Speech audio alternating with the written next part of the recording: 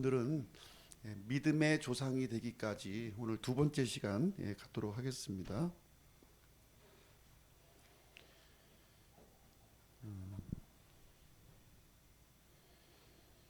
아브라함에 관련된 이야기인데요. 아브라함의 믿음을 우리가 좀 이 시간 2024년 한 해를 보내면서 아브라함의 믿음을 우리가 좀 살펴보고요. 또 우리 자신도 아브라함과 동일한 믿음을 갖고 있는지 같이 한번 이렇게 좀 돌아보는 그런 시간이 되었으면 좋겠습니다. 오늘은 이제 두 번째 시간 갖도록 하겠고요. 믿음의 뿌리, 우리 그리스도인의 믿음의 뿌리는 아브라함이에요. 아브라함에서 우리가 찾을 수 있어야 되겠습니다. 아브라함은 언약의 출발점이 되었고요. 또 이 아브라함의 언약은 예수 그리스도를 통해서 성취가 되었습니다. 그래서 히브리서에 보시면 이 아브라함을 우리 이제 믿음의 모델로 우리에게 제시를 해주고 있습니다. 하나님께서 원하시는 그 믿음은 순수한 믿음입니다. 순수한 믿음이에요. 욥기 23장 10절 그러나 내가 가는 길을 그분께서 아시나니 그분께서 나를 단련하신 뒤에는 내가 금같이 나오리라 이렇게 했습니다. 그 시험을 통과한 믿음인데요. 그러니까 이렇게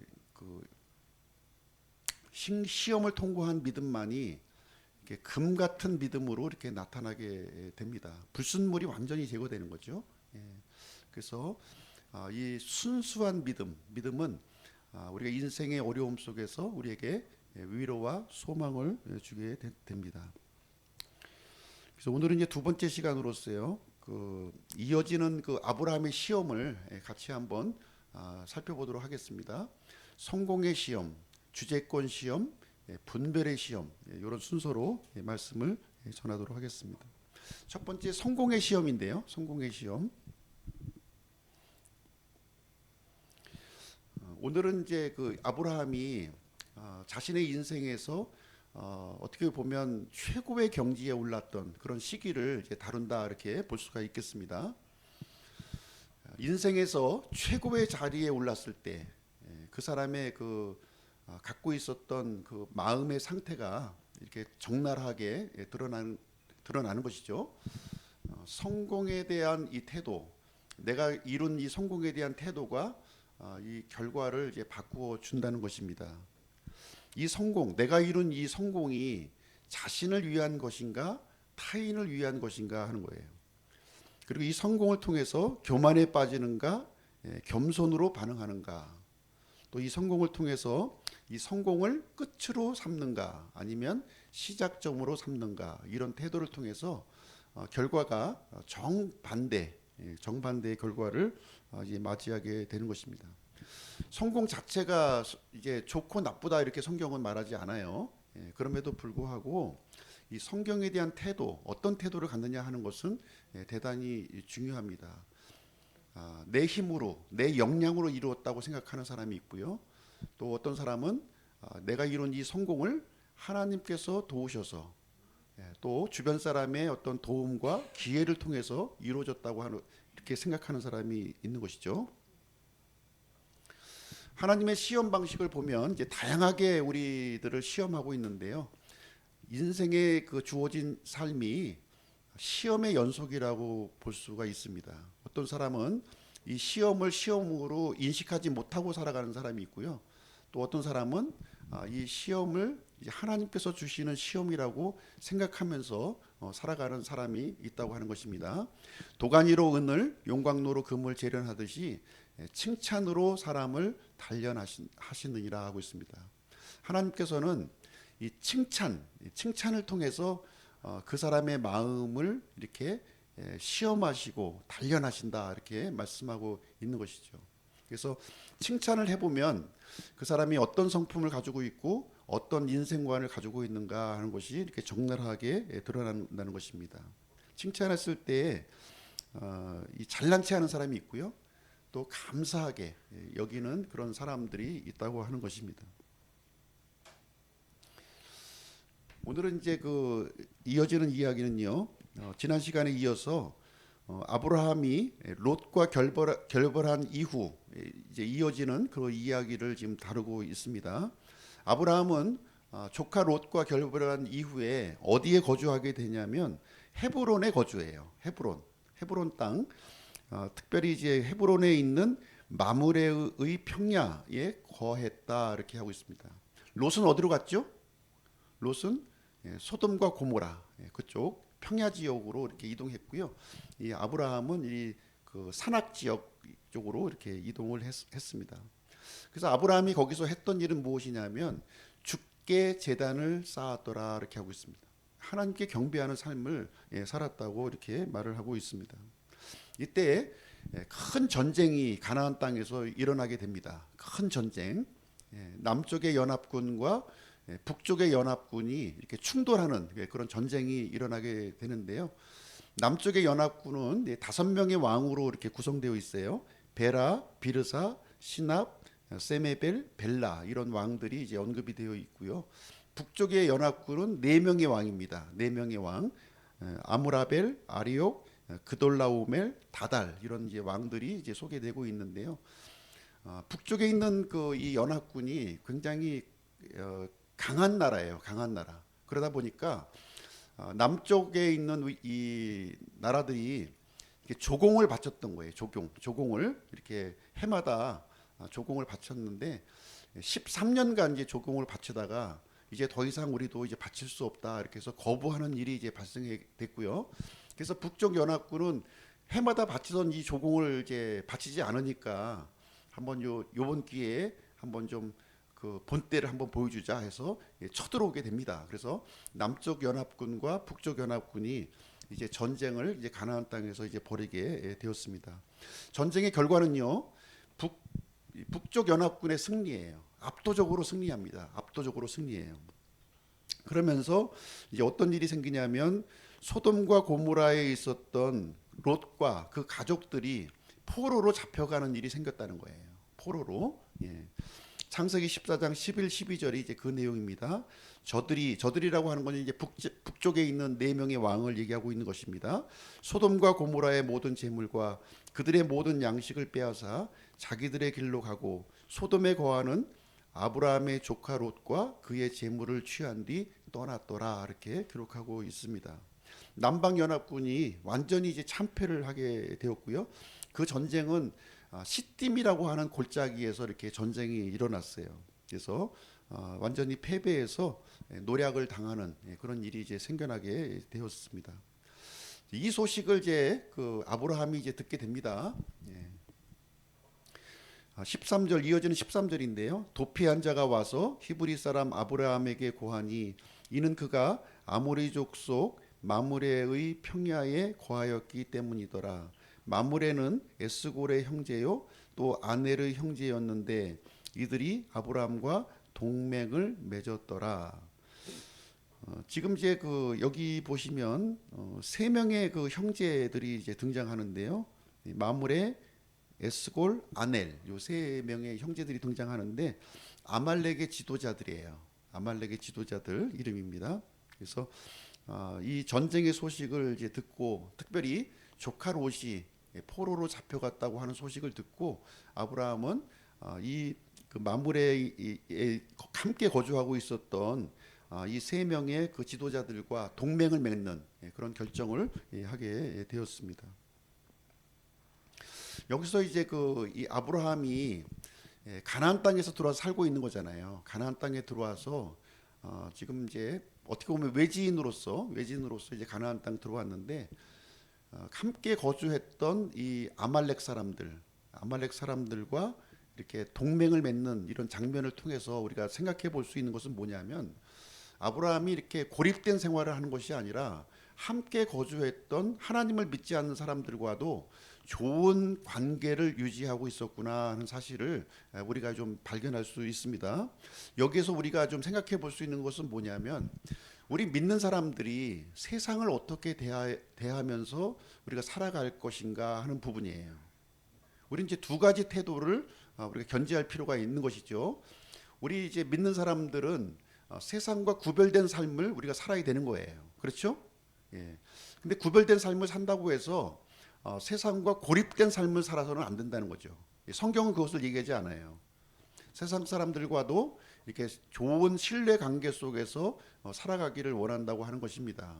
그 어떤 분들은 우리가 이제 믿음을 갖고 세상과 완전히 단절하는 사람이 있어요. 그건 성경적인 태도가 아닌 거예요. 우리가 세상과 구별된 삶을 살라고 그랬지요. 세상과 고립된 삶을 살라고 성경은 우리에게 얘기하지 않다고 하는 것입니다. 세상과 구별됨, 또 세상과 신뢰 관계를 구축하는 것은 이게 적절한 균형감을 우리가 갖춰야 될 필요가 있는 것입니다. 세상과 구별된다고 하는 것은 우리가 이제 세상의 기준을 따르지 않고 하나님의 기준을 이제 따른다고 하는 것을 얘기해주고 있고요. 이 구별된 태도는 죄악된 세상의 문화와 타협하지 않는 것입니다. 그래서 우리는 세상에 거주하지만 여전히 하나님께 속한 사람들이기 때문에 하나님을 따르는 삶을 우리가 살아가는 것입니다. 반면에 세상과도 어떤 관계를 가져야 될지를 얘기해주고 있는데요. 신뢰 관계를 구축해야 된다는 거예요. 왜냐하면 그 믿지 않는 사람들에게 하나님을 우리는 소개해야 될 대상이라는 거죠. 그렇죠? 그런 면에서 신뢰 관계를 우리가 가져야 된다는 것입니다. 평화롭고 존중하는 태도를 이제 갖고 우리의 선한 영향력을 그 사람들에게 이렇게 전달할 수 있어야 된다는 것이죠. 그러면서 우리에게 필요한 것은 뭐냐? 우리의 믿음의 본질, 우리의 믿음의 본질이 훼손되어서는 안 된다는 겁니다. 굉장히 어려운 부분이에요. 우리가 그 세상 가운데 거주하면서 이 균형감을 유지하는 것은 굉장히 어렵습니다. 그렇죠? 믿음의 본질이 훼손되지 않으면서 세상과 신뢰 관계를 구축한다고 하는 것은 굉장히 어렵고도 우리 믿는 사람들의 어떤 과제가 아닌가 이런 생각이 듭니다. 그런 면에서 이 아브라함은요 굉장히 균형감을 잘 갖고 있었던 것 같아요. 어려운 일이 처했고요. 그 어려운 일을 함께 이렇게 요청할 수 있을 정도로 신뢰 관계를 갖고 있었다 하는 것이죠. 그래서 구별된 삶과 신뢰 관계는 이렇게 적절한 이런 균형감을 우리가 가져야 될 필요가 있다는 것입니다. 로마서 12장 17절 18절 아무에게도 악을 악으로 갚지 말고 모든 사람의 눈앞에서 정직한 일들을 예비하라. 가능하다면 너희가 할 수 있는 대로 모든 사람과 화평하게 지내라. 할 수 있는 대로, 할 수 있는 대로, 가능하다면 우리가 이제 이 세상의 어떤 문화, 이 타락한 문화와 이렇게 타협하라는 얘기는 아니죠. 절대 타협하지 않는 가운데 우리가 구별된 삶을 살아가는 가운데 모든 사람과 화평한 관계를 유지하라 이렇게 우리에게 말씀해주고 있는 것입니다.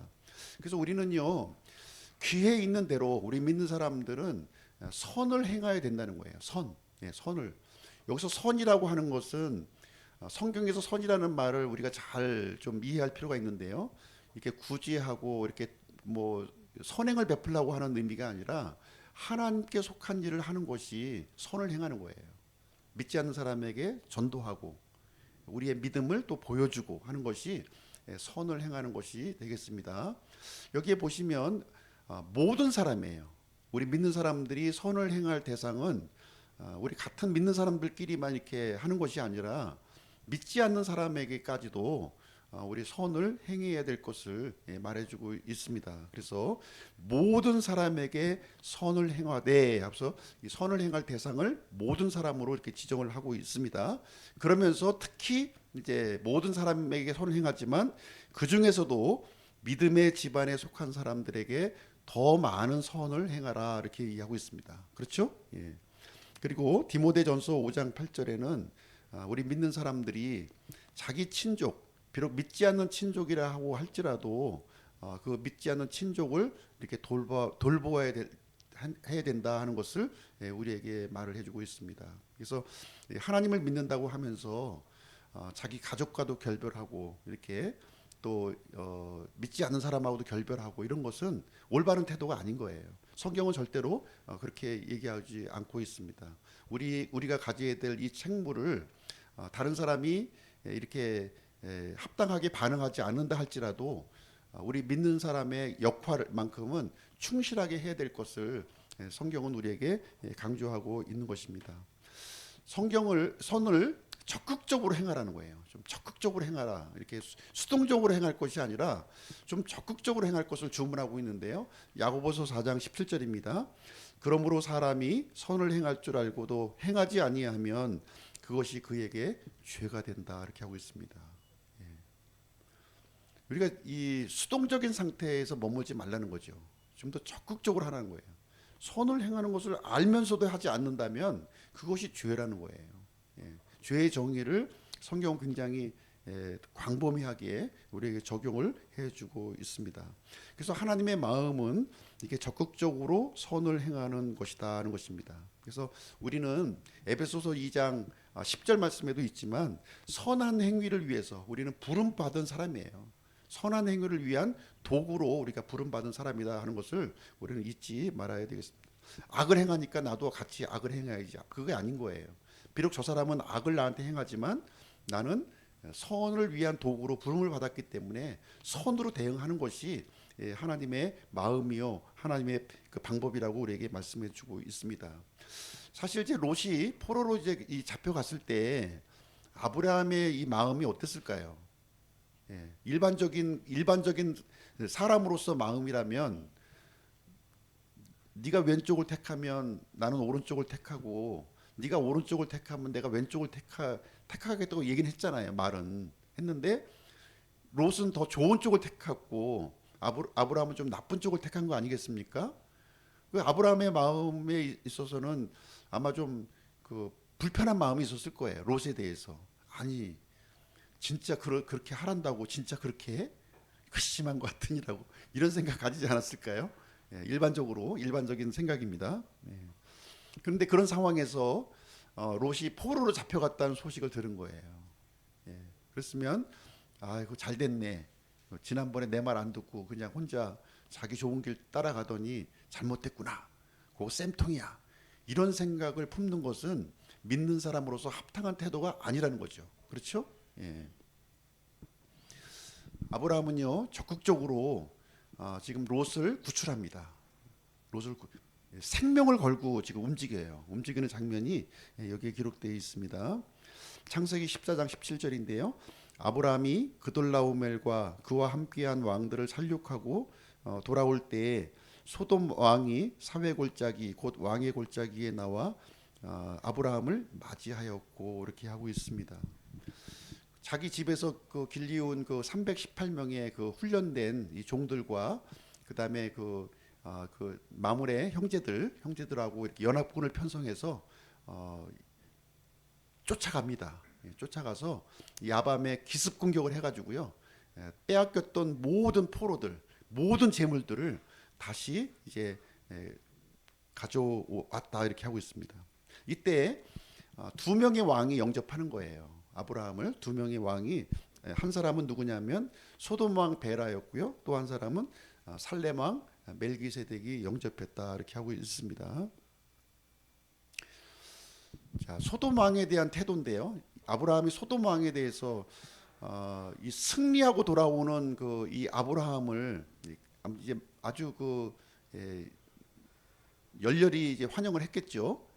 그래서 소돔 왕이 포로들만 우리에게 돌려주고 빼앗겼던 재물은 아브라함이 모두 가져도 좋다 이렇게 제안을 합니다. 제안을 했을 때 이 아브라함의 반응이에요. 이것은 내가 이르기를 내가 아브라함을 부자로 만들었다 할까 염려하여 내가 시로라기 하나나 신발끈 하나도 가져가지 아니하며 내게 속한 것은 어떤 것도 내가 가져가지 아니하려 함이라.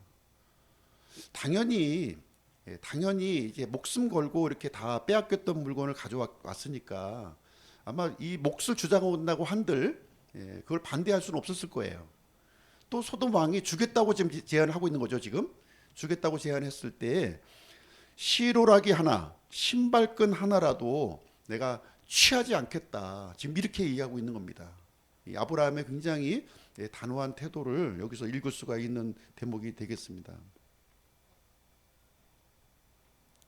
반면에 이 살렘 왕 멜기세덱이 하나님의 복을 이제 아브라함에게 제안해요. 그랬을 때 소돔 왕의 그 제안은 거절했지만 멜기세덱의 이 제안은 아브라함이 수용하는 장면이 이제 기록되어 있습니다. 여기서 구체적인 내용을 살펴보지 않겠지만 아브라함이 멜기세덱에게 지금 10분의 1을 이제 바치는 이 장면이 이제 기록이 되어 있습니다.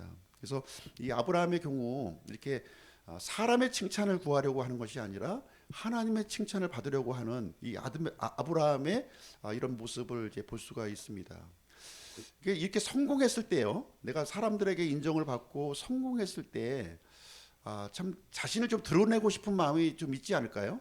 나는 이런 사람이야. 난 이렇게 그 능력 있는 사람이야 하면서 이렇게 드러낼 수가 있을 것입니다. 그러나 아브라함의 경우는 그렇지 않았다고 지금 얘기하고 있는 거죠. 사도 바울의 그 고백인데요. 내가 지금 사람들을 설득하느냐, 하나님을 설득하느냐, 혹은 사람들을 기쁘게 하기를 구하느냐, 내가 아직도 사람들을 기쁘게 한다면 그리스도의 종이 아니니라. 그래서 아브라함은 눈에 보이는 재물의 복을 이렇게 택하지 아니하고 지극히 높으신 하나님의 복을 이렇게 수용하는 그런 모습을 보여주었습니다. 이 시험의 결과는 어떨까요? 이런 시험에 통과하기가 굉장히 쉽지 않거든요. 우리 일반적으로. 그런데 아브라함은 여기서 성공적으로 통과합니다. 패스입니다. 패스. 자, 두 번째 주재권 시험에 대해서 한번 살펴보도록 할게요. 주재권 시험. 주재권 시험은 창세기 15장 1절 말씀입니다.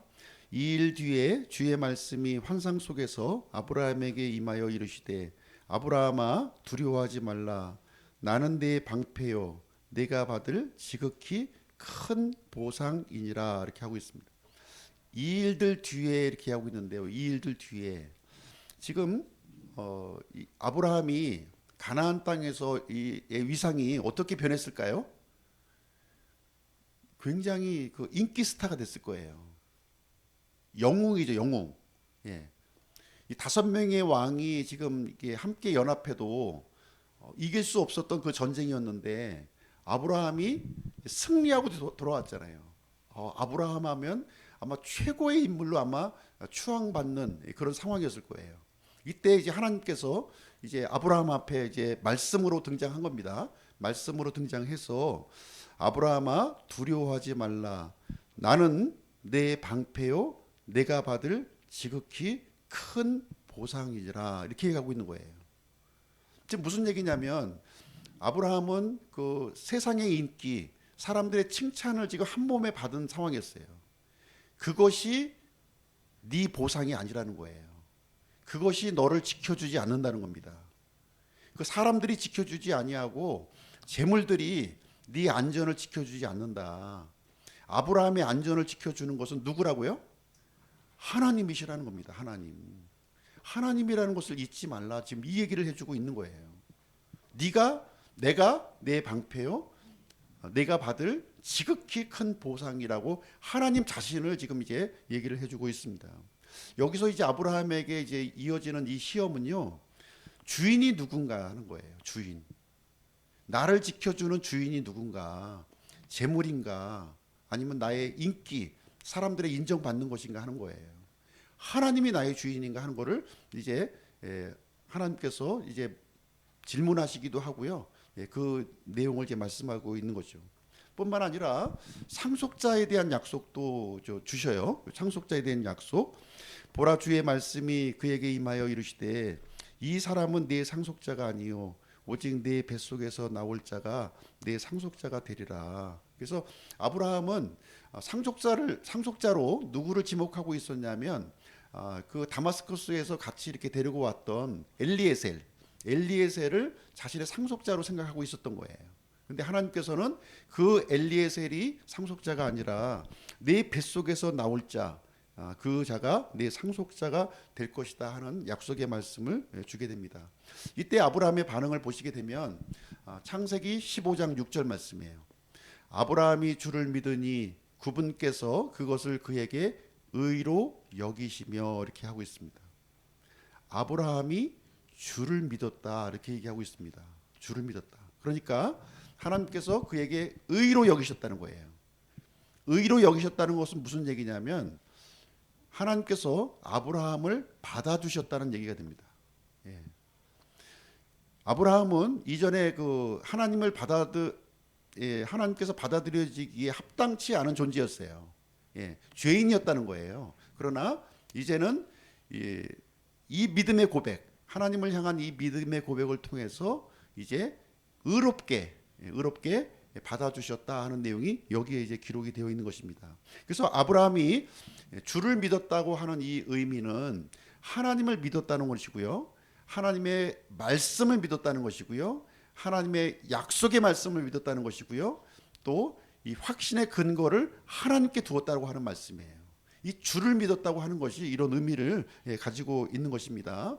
그래서 주 하나님을 믿은 건데요, 아브라함이 여기서 이 아브라함이 가졌던 이 믿음이 하나님을 주님으로 받아들였다는 거예요. 구원자로 받아들였고요, 전능자로 받아들였다 하는 이 믿음을 여기서 이제 공개적으로 이렇게 제시해 주었고요, 하나님께서는 그것을 의롭게 여겨주셨다. 지금 이 얘기를 우리에게 해주고 있습니다. 이것이 그리스도인의 믿음이에요. 그리스도 우리가 갖고 있는 믿음, 동일한 믿음, 그 믿음의 원조가 되시는 분이 바로 이제 아브라함인 것이고요. 이 믿음을 우리가 이제 소유해서 우리가 구원을 받게 된 것입니다. 이때 하나님께서요, 이 아브라함과 이 저주 언약 의식을 이렇게 체결합니다. 저주 언약 의식을 보시게 되면 어떻게 하냐면 아브라함에게 준비하라고 한 내용이 있는데요. 창세기 15장 19절, 그분께서 그에게 이르시되 나를 위해 3년 된 암송아지와 3년 된 암염소와 3년 된 순양과 비둘기와 집비둘기 새끼를 가져오라. 이렇게 희생물을 이제 준비하라고 얘기를 했습니다. 그래서 짐승의 사체를 쪼개고요, 하나님과 아브라함 사이에 이 언약을 체결하는 의식을 이렇게 진행하게 되는데, 이것은 당시에 이제 좀 이런 언약 의식이 고대 근동에서 이루어졌던 방식이에요. 이런 방식을 하나님께서 그대로 이렇게 수행하게 됩니다. 이 언약은 목숨을 건 맹세라는 거예요. 만약에 이것을 어길 시에는 짐승의 사체가 반으로 쪼개진 것처럼 언약의 당사자가 죽게 될 것이라고 하는 그 언약을 아브라함에게 이제 제시를 해줍니다. 그래서 이 언약은요, 아브라함과 하나님 사이에 어떤 그 쌍무적인 그 언약이 아니라요, 일방적인 언약을 하나님께서 이렇게 맺어주십니다.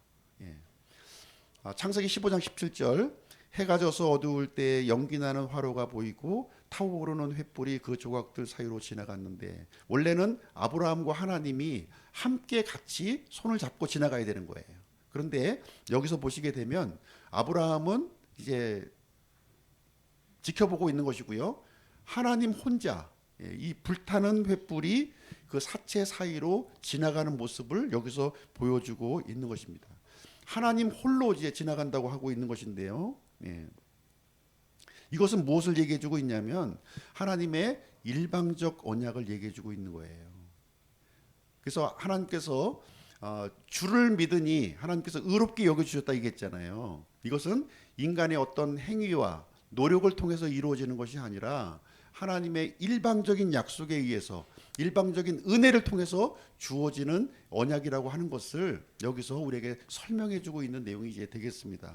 그래서 사람이 의롭게 되는 것은 이렇게 사람의 행위, 노력, 이것을 통해서 되는 것이 아니라 하나님의 일방적인 언약, 그것을 통해서 이루어진다고 하는 것을 여기서 확실하게 보여주고 있습니다.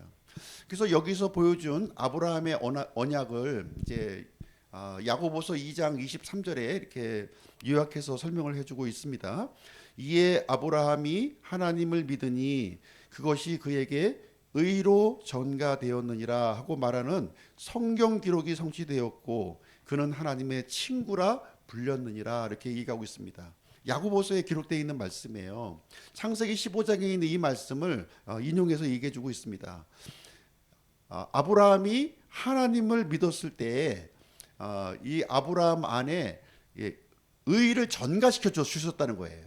그래서 이 아브라함이 의롭게 된 것은 아브라함의 어떤 노력을 통해서 된 것이 아니라 하나님의 의를, 그 믿음을 통해서 하나님의 의를 넣어주셨기, 전가가 되었기 때문에 의롭게 되었다 하는 것을 얘기해주고 있습니다.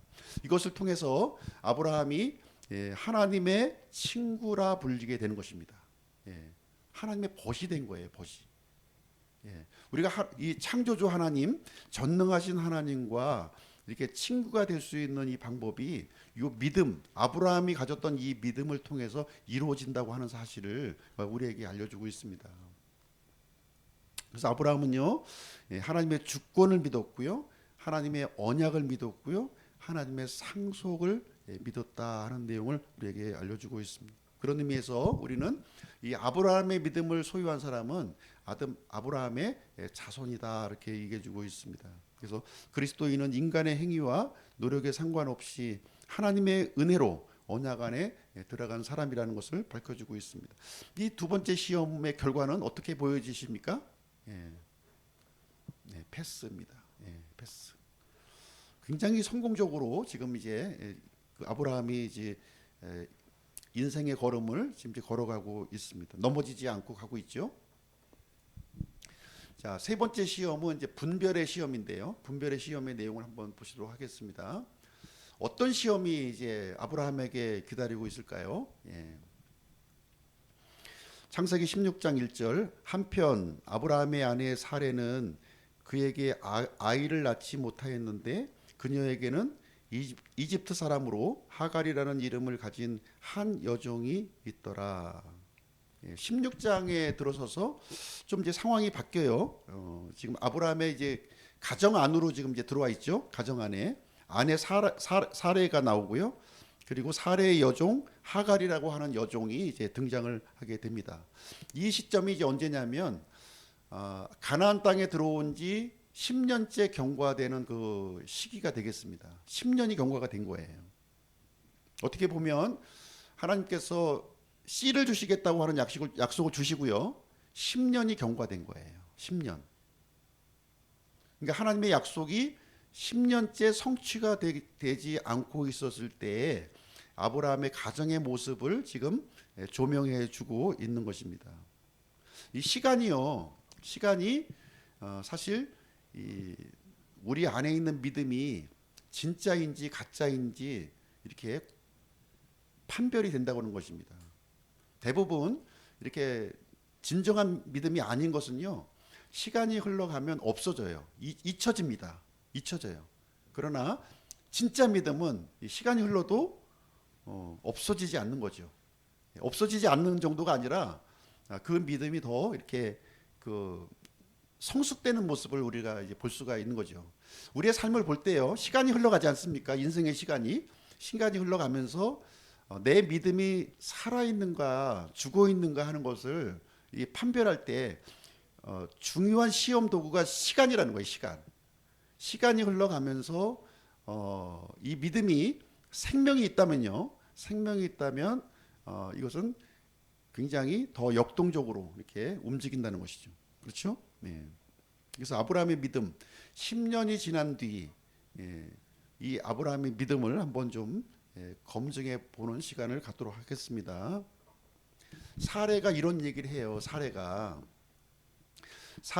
아브라함에게 이르되 이제 보소서 주께서 나를 막으사 아이를 낳지 못하게 하셨으니 원하건대 내 하녀에게로 들어가소서. 혹시 내가 그녀로 말미암아 아이들을 얻을 수도 있으리이다 하매 아브라함이 사레의 목소리에 귀를 기울이니라. 여기 보면 이제 대리모죠. 대리모. 자기 이제 여종을 대리모로 삼아서 그 아이를 이제 자신의 아이로 삼겠다는 그 의견을 이제 사레가 갖고 있었고요. 이것을 이제 아브라함에게 제안하는 그런 장면이 되는데 아브라함도 이 사레의 목소리를 옳게 여겼다는 거예요. 이 제안을 옳게 여겼다 지금 얘기하고 있습니다. 여종을 취하는 문제, 이 문제를 가지고 지금 사라와 아브라함이 의기투합을 하고 있는 장면입니다. 의기투합. 하나님께서 사라를 통한 아이를 막으셨다 이렇게 단정하고 있어요. 사라는.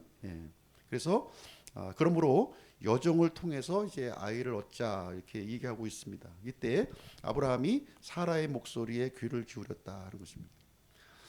우리가 이제 여러 가지 살아가면서 소리를 듣습니다. 소리를 들어요. 그래서 여러 가지 소리가 들리는데 그 소리를 한번 보시게 되면 사람의 소리도 있고요, 마귀의 소리도 있고, 내면의 소리, 자아의 소리도 있고요. 하나님의 소리도 있습니다. 그래서 이것을 잘 분별할 수 있어야 되는 거죠. 잘 분별할 수 있어야 됩니다. 이게 사람의 소리인지 아니면 내면의 소리인지 하나님의 말씀인지 하는 것들은 우리가 신중하게 잘 분별할 필요가 있습니다. 그렇죠? 분별하는 방법이 뭘까요? 기도예요, 기도. 기도입니다. 기도하고 말씀을 보셔야 돼요. 기도하고 말씀을 볼 때 우리는 하나님의 소리를 분별해서 우리는 받아들일 수가 있는 것이고요. 기도하지 않고 말씀 보지 않고 이렇게 하면 그 소리가 하나님의 소리인지 마귀의 소리인지 사람의 소리인지 전혀 분간이 안 되는 거죠. 분간이 안 되는 겁니다. 그래서 어쩌다 한번 내가 말씀 이렇게 탁 펴서 이렇게 보면은 하나님이 가르쳐 주시는 것이 아니라 이 말씀과 기도는 그 일회성이 아니죠. 일회성이 아니라 계속해서 우리가 기도해야 되는 계속해서. 아브라함의 모습을 볼 때 어느 정도 기간입니까? 지금 10년 이상이에요. 10년 이상. 10년 이상 말씀과 기도로 씨름할 때 하나님의 소리를 우리가 분별할 수가 있는 겁니다. 그렇지 않으면 분별이 안 된다는 것을 얘기해 주고 있어요. 우리 굉장히 조급한 마음이 있어요. 아침에 기도하고 저녁에 좀 말씀 좀 달라고 하는 경우가 있습니다. 너무 조급하죠. 그렇죠? 그래서 응답하지 않은 것 같아 하면서 낙담하고 낙심하는 경우가 굉장히 많이 있는데 하나님께서는 꾸준히 우리가 기도와 말씀 가운데 거할 것을 이 아브라함의 지금 이야기를 통해서 가르쳐 주고 있는 대목이 되겠습니다. 아브라함의 경우를 한번 볼게요. 아브라함이 어떤 그 결정을 내리는지요. 16장 3절입니다. 아브라함의 아내 사레가 자기 하녀인 이집트 사람 하갈을 데려다가 자기 남편 아브라함에게 주어 그의 아내가 되게 한 것은 아브라함이 가나안 땅에 10년을 거한 뒤에 일이더라. 이렇게 하고 있습니다. 10년이 지나면서 이제 아브라함의 믿음이 지금 이제 흔들리고 있는 모습이에요. 흔들리고 있는 모습을 보여주고 있습니다. 하나님의 방법과 이 시기를 따라갈 것인가 아니면 내 방법과 내 시기를 결정할 것인가 그런 것이죠. 그래서 우리는 내 방법과 내 시기가 하나님의 방법과 하나님의 시기보다는 앞서서는 안 될 것 같아요. 우리에게 힘들고 어려운 이 기간을 주시는 그 것들이 이유가 있다는 겁니다. 하나님 편에서 볼 때는 이유가 있다는 거예요. 합당한 이유가 있다는 거예요. 그래서 우리는 힘들고 어렵다 할지라도 하나님의 방법과 하나님의 시기를 따라가는 것이 올바른 믿음의 자세인 것을 얘기해 주고 있습니다. 자, 하나님의 때를 기다리는 자세를 보시게 되면 첫 번째는 겸손한 마음을 갖는 거예요. 내 스스로가 겸손한 마음을 갖는 것이 좋습니다. 하나님의 뜻이 나의 계획보다 낫다는 것을 인정할 필요가 있어요.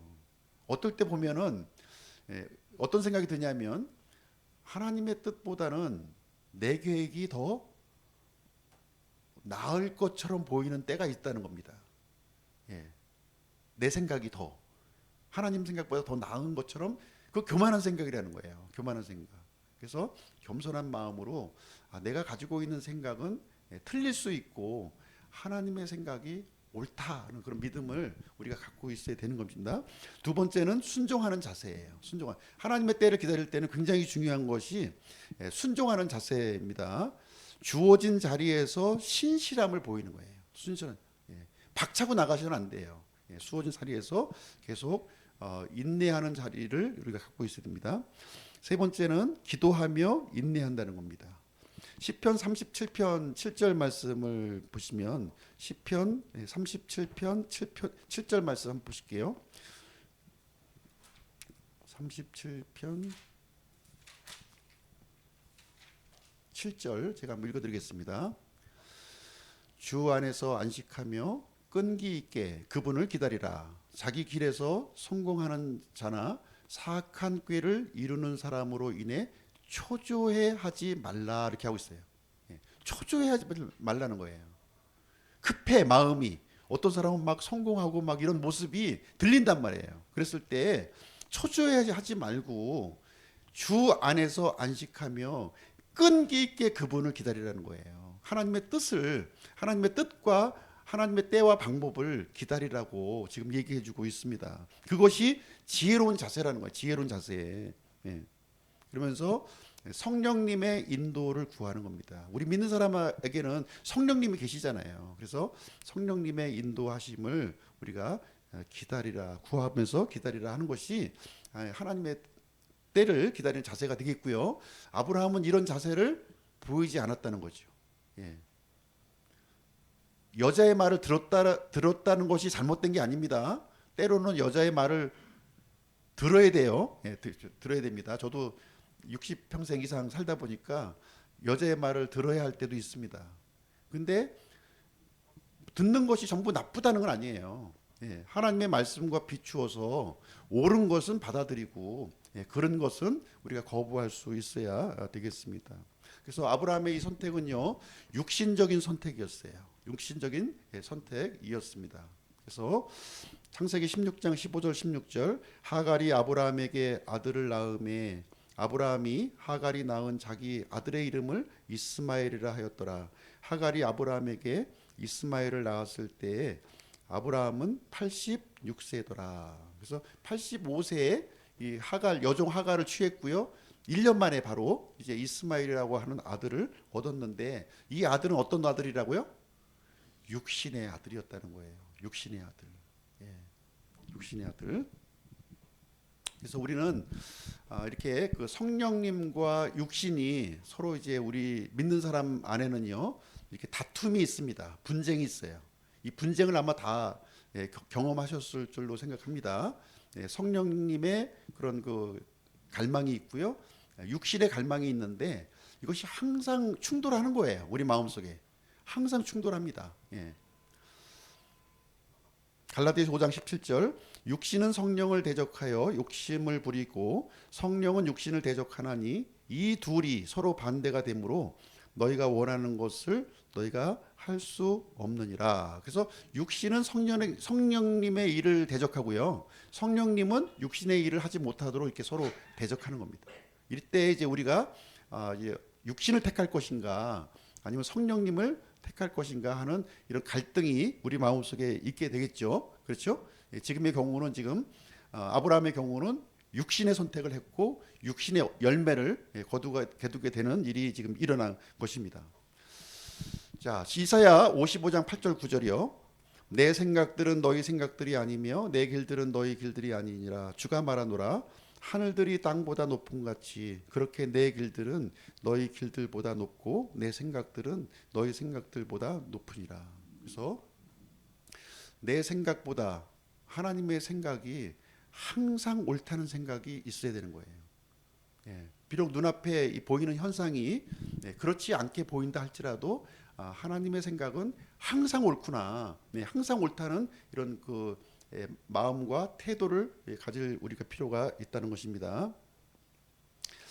여기에서 이 시간의 시험에서 성공한 사람들이 이제 성경에 많이 언급이 되고 있어요. 예, 그 세 분만 좀 소개하겠습니다. 시간과의 이 싸움, 또 육신과의 싸움에서 승리한 사람들 세 사람, 요셉, 그리고 다윗, 바울입니다. 바울이에요. 요셉은 13년간의 시험에서 승리했고요. 다윗은 15년에서 22년 정도의 기간에서 이 시험에서 승리를 했습니다. 바울의 경우도 하루아침에 이방인의 사도가 되었던 게 아니고요, 14년간의 그런 그 싸움 끝에 이방인의 사도로 이렇게 세움을 받게 되었다는 것을 얘기해주고 있습니다. 그래서 우리 믿는 사람들은요, 이렇게 성령님의 인도를 받는 그런 연습, 이건 하루아침에 이루어지는 것이 아니기 때문에 계속해서 연습할 필요가 있어요. 아브라함까지도 이렇게 무너졌는데, 그렇죠? 아브라함까지도 무너졌는데 우리도 더더욱 그럴 수 있다는 거죠. 성령님의 인도를 받기 위해서는 이런 요소가 필요한 거예요.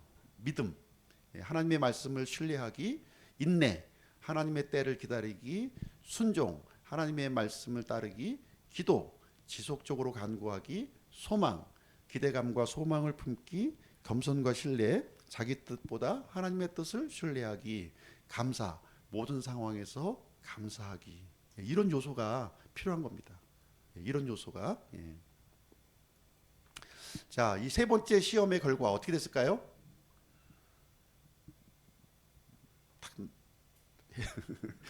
실패입니다. 실패. 실패했어요. 근데 실패해도 우리가 이렇게 좌절하고 낭망할 필요는 없는 거죠. 그렇죠? 다음번에는 이 실패를 계기로 해서 또 다시 이제 성공하는 그런 모습을 보여줄 줄로 생각을 합니다. 오늘 이제 진행된 아브라함의 그 중기 성적표도 보시면 칭찬의 시험에서는 통과했고요. 신뢰의 시험에서도 통과했고, 이 인내의 시험에서는 이렇게 실패하는 모습을 이렇게 보여주었습니다. 자, 오늘 이제 결론을 이제 내리도록 하겠습니다. 이 아브라함의 이 믿음은 하루아침에 이루어진 것이 아니라는 거예요. 하루아침에 이루어지지 않았습니다. 이렇게 시험을 통과하는 여정이었어요. 시험을 통과하는 여정을 통해서 하나님께서 기뻐하시는 믿음, 이 믿음으로 이렇게 되었습니다. 우리 인생의 삶도 역시 이렇게 시험을 이렇게 통과하는 그런 과정에 놓여져 있는 것이고요. 또 이런 시험의 과정을 통해서 우리는 성공할 수도 있고 또 아브라함처럼 실패할 수도 있어요. 그럼에도 불구하고 이러한 모든 과정을 통해서 이렇게 하나님의 사람으로 우리가 빚어 간다고 하는 사실입니다. 하나님은 우리에게 완벽함을 요구하지 않아요. 완벽하지 요구하지 않습니다. 하나님이 요구하는 것은 완전함이에요. 완전함. 이 완전함은 무엇일까요? 이 완전함은 하나의 오류도 없다는 얘기가 아니라 비록 오류가 있음에도 불구하고 그것을 극복해 나갈 수 있는 이런 모습이 바로 완전함을 우리에게 얘기해주고 있습니다. 그래서 하나님께서 원하시는 것은 완벽함이 아니라 완전함이다.